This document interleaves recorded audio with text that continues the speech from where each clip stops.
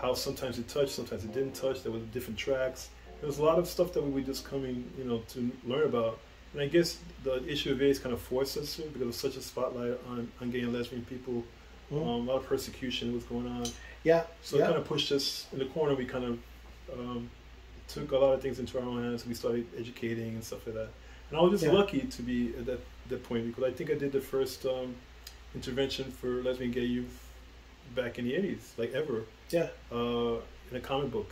And the comic book was popular enough to got me a lot of attention. I started doing like shows. I worked for, I did some freelance for the first time. It was just like this new thing. And then I went to this comic book convention, and I got work doing, someone looked at my comic, and then it's funny, back in those comic conventions, if you had a comic book and it was a gay comic book, obviously, right? Yeah. But it was done pretty well, so they picked it up. Oh, how's this? And then they would drop it like it was on fire, And I remember how crowded it used to be at in the Pennsylvania hotel. Used to have the comic convention back then. Yeah. It was so crowded, but there was like a bubble around my table, and Howard Cruz was a very famous cartoonist. Who was a great mentor back then. He really helped me kind of like see the game. And some people picked it up, and they ended up being from Marvel Comics, and they ended up being from Milestone, which was a new startup. And they were doing work with, I think, Dwayne McDuffie and some other people came by.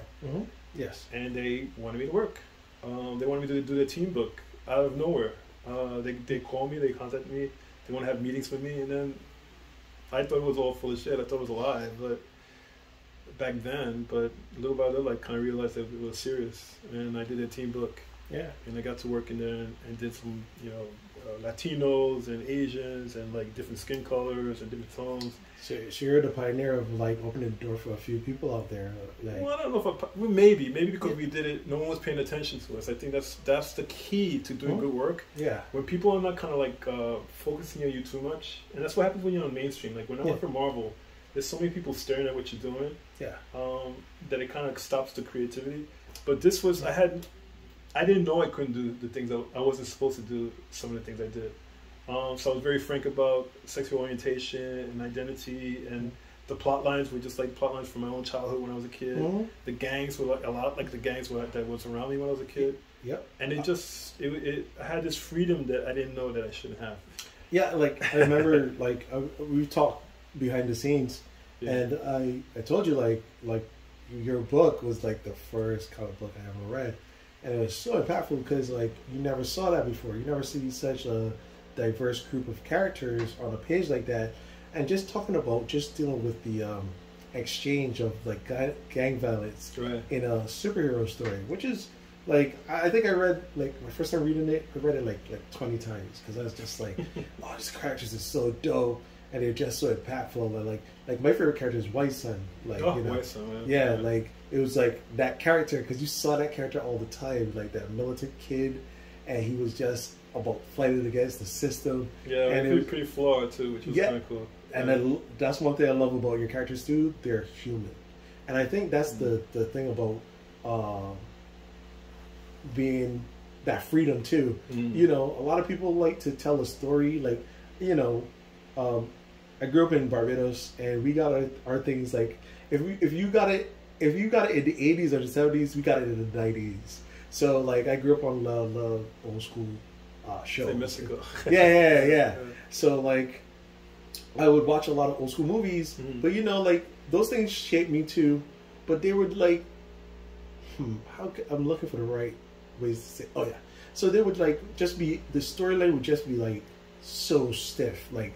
I think what I really realized about like a lot of change, diversity, openness is like stuff like Star Trek with like Gene Roddenberry, like that kind of writing kind of opened the door for me more and understanding how to explore. Which one, the old one or the The old one was more like Monster of the Week kind of show. Remember the kind of early with Kirk and everybody? Yeah, but then I grew up on Generation, and Generation was just so ahead of its time. I think a lot of people... I can see that in a lot of younger people right now. Yeah. And you're not that young, but I can see that in a lot of the generation. Yeah, man. It just hit at the right time. I mean, everybody's still, Star Wars, whatever, but if you're a Trekkie, you're very, like, into, like, diversity, politics, like, those kind of things. And then not only that, like, I think some of the really great episodes is like stuff with like, I can't remember the episode name, but the one with Q, where he comes for the girl on the ship, and she's another one of his kind, and he's like, she's gonna become a god. She stays there with human beings. You guys won't understand and comprehend what we will be. So then there's this choice of becoming a god or staying human, and it was just such a like interesting dynamic because Q is this being that just is mischievous and like he likes to interact with Picard and them, but then here comes this girl that is just, she's always been thinking she's a human, and now she finds out she's more than that. And what choice would you make?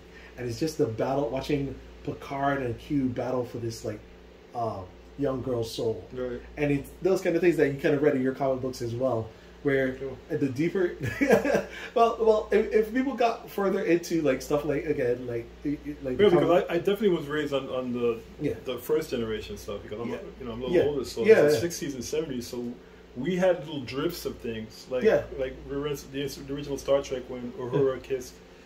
We had like chances, we had times where black people and white people were allowed to touch on TV most of the time when I was a kid. That we didn't even have color for most of the time when I was a kid, right? So there's all these issues about stuff like that. So I know that you guys in the 90s and the 80s, I'm glad that you went through that, because that's changed. You know, that's some really good change. Like I remember, like even now, like what we're seeing happening in this culture.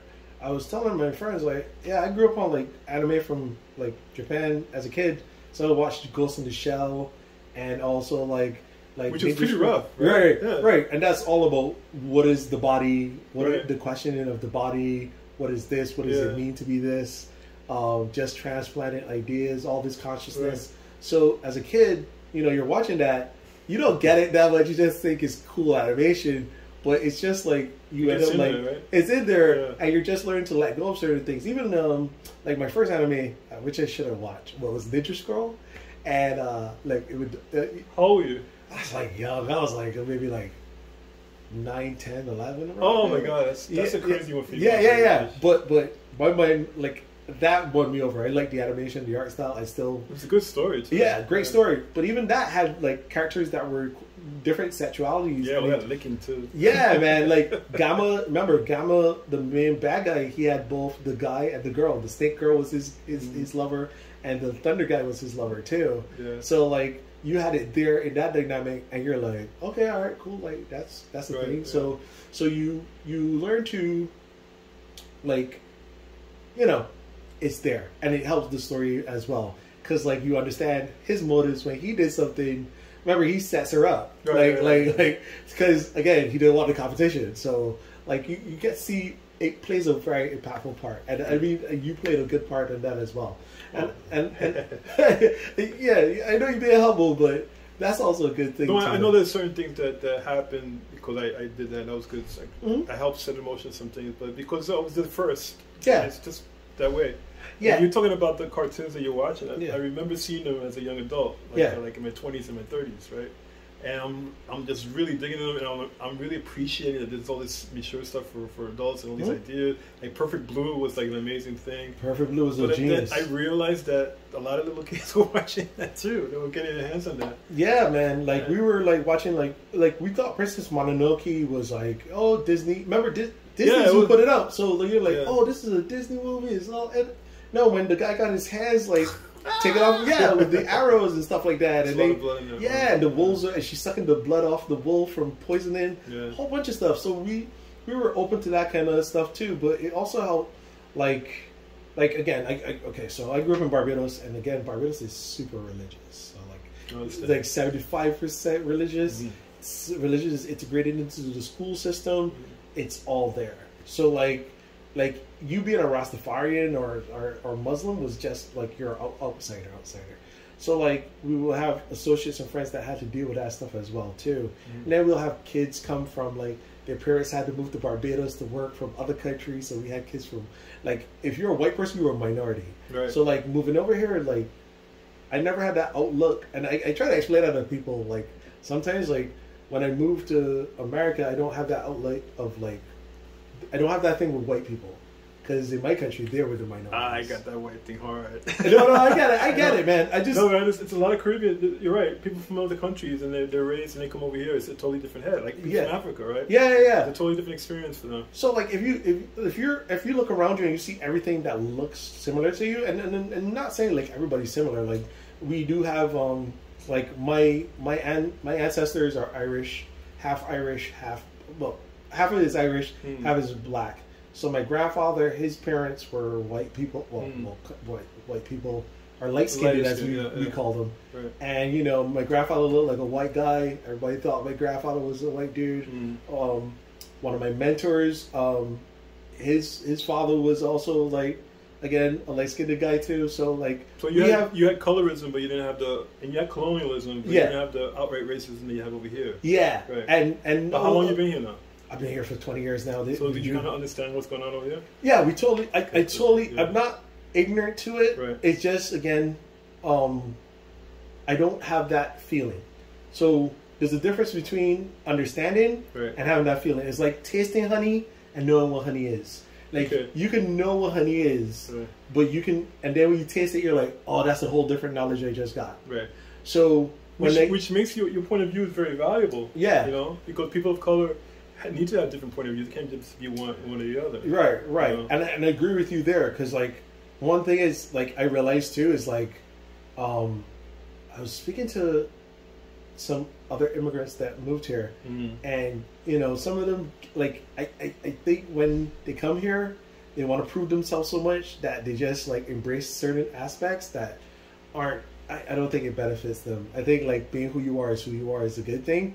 And the reason, like, look, the reason the Bronx is the Bronx and Brooklyn is Brooklyn and all these places, because like people never change. Not that they didn't change, they adapted, but they still had their fundamental structures. So when your family came from Puerto Rico or any other island or Dominican, they just added more flavor to New York City and they became a New York thing. That's why New York is so beautiful and diverse. Because you go around the corner and go to Italian restaurant, Puerto Rican spot, Dominican spot, a bodega, and it's so, and then you just can't afford to buy any of it. Right, but we're at a different age now. But then the cool thing is, it's like you have so much more diversity and then that adds more flavor to the culture. You think you know, like, as much as I like to use hip hop as an example. Remember in the '90s, as reggae blew up, more reggae artists came to America. Not only that, a lot of rappers started having reggae flow to their raps. Right. It wasn't going down to the street and then it was like, you know, let me tell you that kind of flow. So you'll hear stuff like that. So it gets integrated into the culture as well. Yeah. And it informs your work when your experiences and your stuff. So I totally know why I was kind of the perfect person to work for Milestone in that thing. Yes. Because I added diversity to them where they had one kind of diversity, but they didn't have real diversity. So I can get there, and I had a lot of different experiences from being in the Bronx in the 60s and the 70s and watching, you know, the civil rights movement and going all the way up to hip-hop, to disco and everything like that. And the whole sexual orientation thing. It was like I was the person to write that book. Yeah. I know that. And it really informed my career and stuff like that. And that's probably why I didn't really fit in Marvel as much. Well, the thing is like to me, and this is me too. Like and this is me as a immigrant living in New York City. You feel that a lot. You just do. Like I like to explore other cultures. I know there's other places, but sometimes you just don't fit. Like even if you're from a small place like I am. Right. So when you try to like understand, people don't want you to understand because they've been doing it this way for so long. So say you now go into Marvel and back then Marvel's a different place now. Right. Yeah. If you say you were going into Marvel back then and you deal with like Jim Shooter and those guys, right? Like, I didn't deal with them. They were gone by the time I was there. Yeah. Remember, this was post Image. Oh, okay. Oh, okay. And it was that big splurge, and then Marvel put out a lot of crap. They put out so many titles, and then they crashed the system. And then, but Shooter moved to Valiant too at that time too. Yeah, he was doing his own books. Right. So Milestone was doing it at that time too. So everybody had their own company. Right. So what was different about Milestone, of course, the people of color, writing characters of color. Yeah. But we also had kind of like this in-house unity that was kind of like a family thing. Yeah. and it was very cohesive, the books and stuff like that. So that was good. Some of the other companies, I think, didn't have that cohesiveness. We had really good stories. Yeah, we couldn't get the sales because people would say, "Oh, Black Book," and they would drop it. Right. Me and my friend have had very deep conversations about this because now it's like yes, but back then, right? But what was it again? We were talking about the what was it again? We were talking about what films are considered black films, and it's like the rule is, I think it's if it's 3 or more people, it's officially a black movie. That's what Raymond Duffy used to say about Marvel. Yeah, that if you put if you have 3 characters or more than 3 characters that are black, then you have an agenda. Yes, right, and that's what we realized. Like in American cinema, so like if a movie comes out and it has like an actor that you're familiar with, an actor you love, but it's like 3 or more black people in it, it's a black film. And sometimes the film suffers or excels because of that. Like there's a lot of great movies that people will never watch. Like I've talked to so many different demographics and different cultures, ethnicities. You know, people outside of America appreciate America, so they'll consume everything in America. I know guys from Germany that know about Boys in the Hood, Menace to Society, all these different movies. But they were pretty popular when they came out, and they broke a lot of records. Yeah, but that's the thing I'm saying. Right. They're so popular in America. You'll see people like but they watched it. They did those numbers. Yeah. But I also know that when those movies came out, then it became a genre, and then they just started repeating it over and over. Right. It kind of squeezed the power out of it. That became blaxploitation. Remember, blaxploitation was amazing. That was the best days. Remember? Yo, dude, I love Shaft. Yeah. I love Dolomite. I love those kind of films. My favorite ones were Coffee. Right? Like, Coffee's amazing. It's like amazing. And Pam Grier and all those movies. Oh yeah. And we would go to the double feature. I was rewatching Willie Dynamite the other day, and I was like, "This is such a good movie." Dolomite is crazy. Yeah, but the thing about those movies is like we won. Not only that we won in those movies, it was either we lost and shift, and that was the message in those movies is like, listen, these are things that we have to change or shift to have a better. Because even in Willie Dynamite, he loses hard. It's not a movie where he wins. And it caused him to shift and become a better person at the end of that. And then he ends up on Sesame Street as Gordon. No, but yeah, it's just I think that's the thing with your comics as well. And like they were kind of informed a lot by those movies, right? By the Warriors, right? They came out, but also about the kung fu movies and the relationship they have with each other. Yeah. So I was kind of lucky to be in that time period when I was a little kid, and that's like the only stuff. Particularly the kung fu movies, because for the first time it wasn't about black and white people, especially white people. Okay, it was like totally brown and all these stuff like that, and it just kind of hit me. What's your go-to martial arts film? Like one that you could if you're on an island. It depends on where. No. Island. One movie. What's that movie? I like Kung Fu Hustle because it's kind of like it's a parody of the old movies I used to love. Yeah. But then you have like classics like Come Drink With Me, or you could have like some of the old schlocky ones like.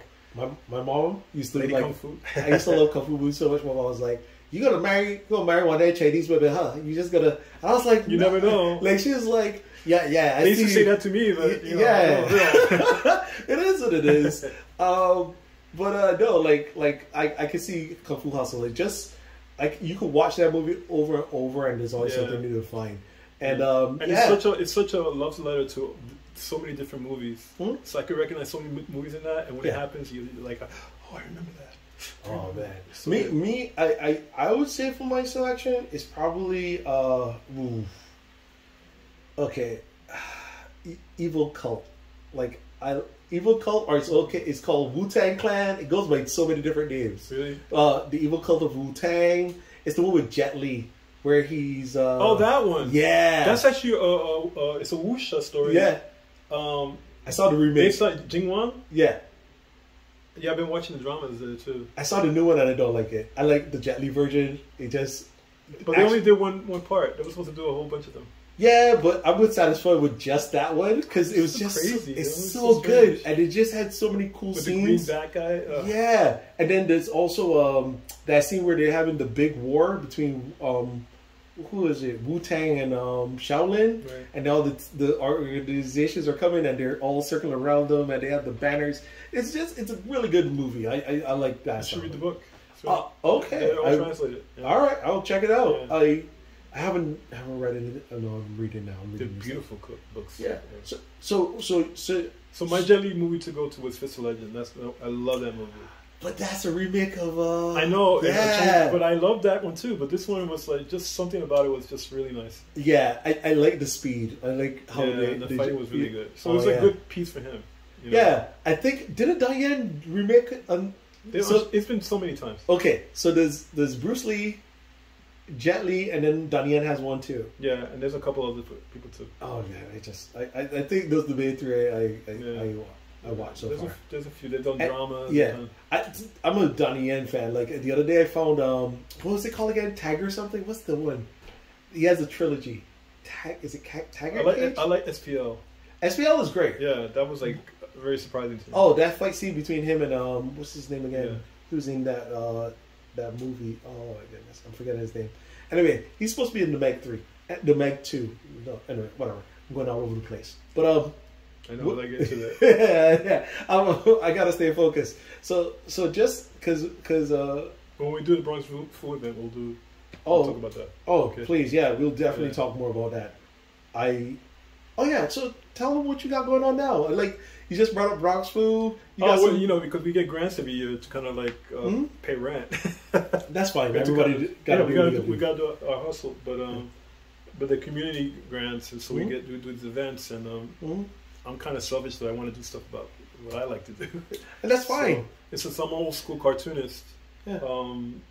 Kind of like a unique position. I get to learn my skills, so I do my comic culture programs where I teach kids, I teach teens, teaching seniors now.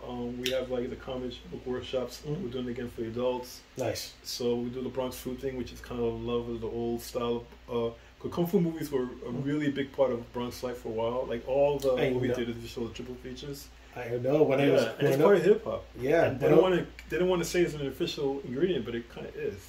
Well, I mean, like if you go to record stores, they always have the martial arts all over there. So like Wu-Tang thing, yeah. So that's part of who we are and stuff like that. And it's particularly black and brown people who just love the fuck out of this movie. yeah. That's all good. No, say your mind. And it's something that's inside of us, so it's a good way to celebrate. But then we also celebrate the Bronx horror with the Bronx Monsters thing. Yeah, we love those spooky movies. Yeah, man.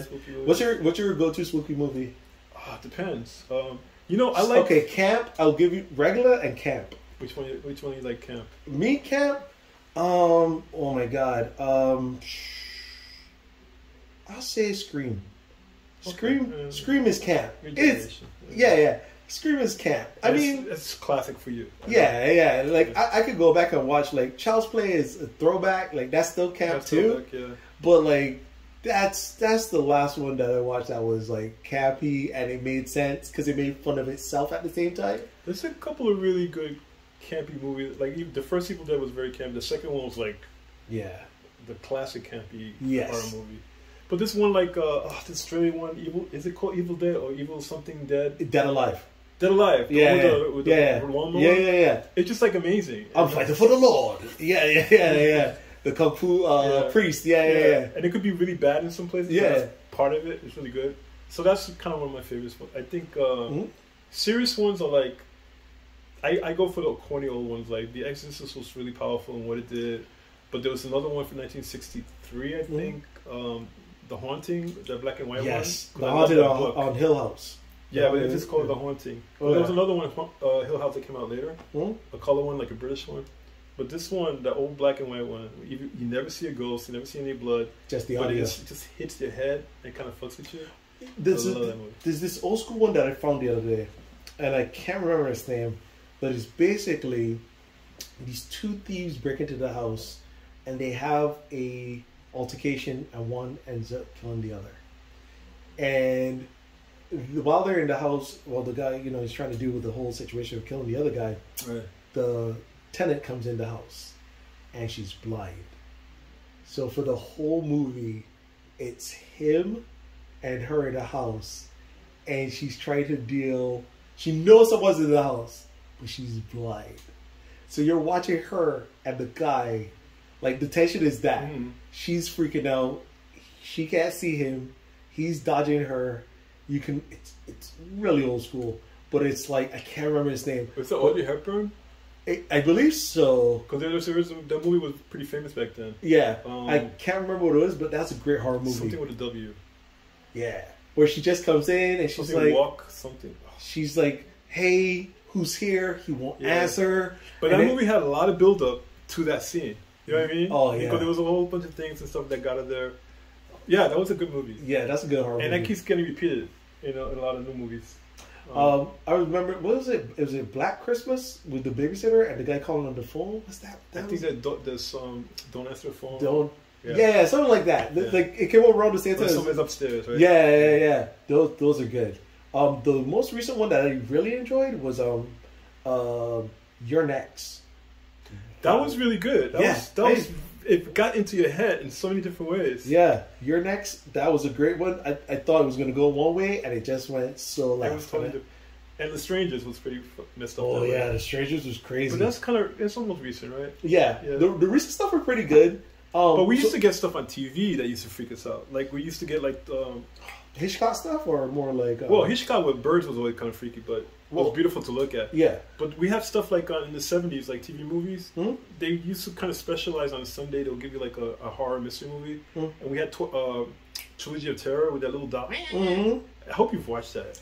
No, I haven't watched that. Black, you gotta watch that. Well, in Barbados, they used to give us the British stuff, and the British stuff was creepy. More like Hammer films. Yeah, like more mood and like atmosphere. Like I grew up on like Vampire Hunters, Chronos, all those kind of stuff. Oh God, I used to show that so much at nighttime on Saturdays. Yeah. I watched the old Jack the Giant Killer. So like the stuff where it was that was really corny. Yeah. Sinbad too. Yeah. The Seven Voyages of Sinbad. Yeah, that kind of movie. That was classic. Yeah. Yeah. So I used to watch those kind of black. Jason and the Argonauts, right? Really? Jason and the Argonauts was like one of our big movies. Oh yeah. Remember the bone fights? Oh yeah. I forgot with the click. Yes. Yeah, man, Jesus. I'm sorry. I used to watch a lot of black and white films back in the day. That's how I discovered about the racism in America. Because as a kid in Barbados, I was just like, why is like Mickey Rooney and blackface dancing on a stage? Because remember, those movies used to play a lot. Yeah. And you'd be like, I didn't understand it as a kid. It's funny because when I was a kid, they didn't tell you it was wrong, right? Yeah. They would tell you something was wrong. So we grew up with that. Even in the comic books. Yeah. When I was a kid, there were no characters of color at all. I mean, Black Panther came in '66 and he was like a guest star, right? Yeah. Fantastic Four. So it was just this thing where there was this absence that you didn't really know about, but there was something kind of missing in the back of your head. So you didn't really put it together. And then when I got older, and when the X-Men, the reboot, right, came out, then you just realize, this is missing. This is something that's missing. And I think it was that realization when I was a teenager that I got, if I do comic books, I'm only going to do characters of color.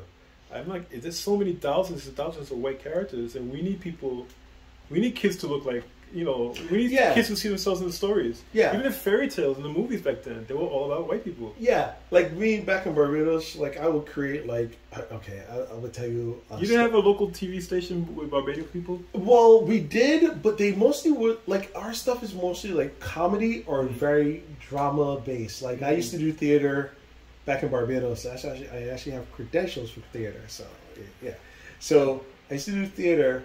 And most of them used to do heavy-hitting dramas, like I'll tell you, so Days of Our Lives and like Bold and Beautiful were like the big shows. Right. So like, if you did a television show in Barbados, it was very, very dramatized. It was very soap opera. Yeah, very soap opera. Dramatic. Yeah. Yeah, they're like most of our actors were like theater majors. Right. So they would just be like, hey, like the girl would be like, so my child is yours, and it would be very like that. But juicy melodrama. Yeah, and you would watch it, but most of my television was the corny stuff. Like I used to watch like what's it, Time Tracks, and like we got the Canadian stuff, the corny Canadian. Yeah, we didn't get any of that. Yeah, so we got all the British and the corny like what was that show? Red something. Red Dwarf. Red Dwarf. We didn't get that. Yo, Red Dwarf. I got a lot of what do you call it, Black like Adder? I never could get into about the